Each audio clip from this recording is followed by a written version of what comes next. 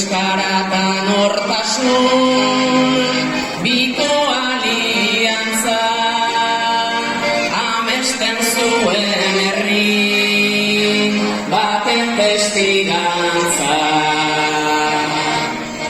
Ametsak etegan, zer egin bestela, taldean alkarregin, antzarra bezala. Seginadean gokon, bazter duteza, ta egin dudanez, orduko bametxa.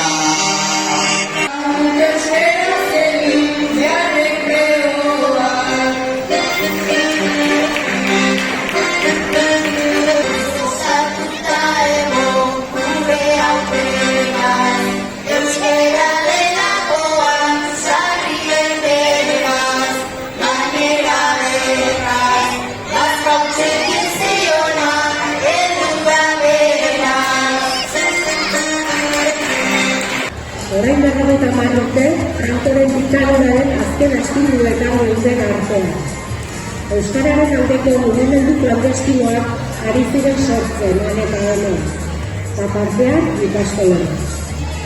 Urte hauetan guztietan, ikastolen gizartea euskalduntzen egin duten lana ezinbestekoa izan da gure hizkuntzaren transmisioa eta bizirautea.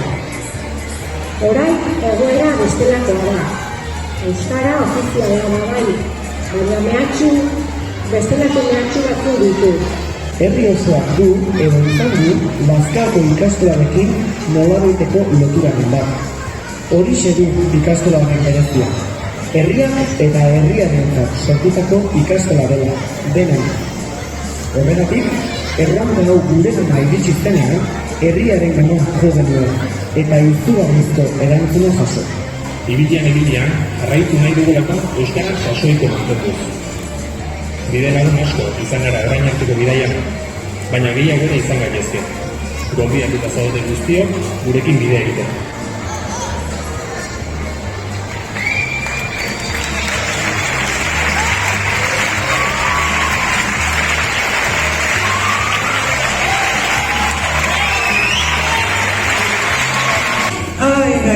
Ibilian, bueltan zaumentan. Bai, haizan aurten ematen nahiko produktu aukera eta arropa, Kolore eta taia guztikakoak. Bai. Bueno. Haizan eta leloa eta logoa, zer iku zaizki? Nei, hau funtzionala iruditzen zailan, Bai, eta hola zerbait berri eta indartxo emango ziona basiera, seguro.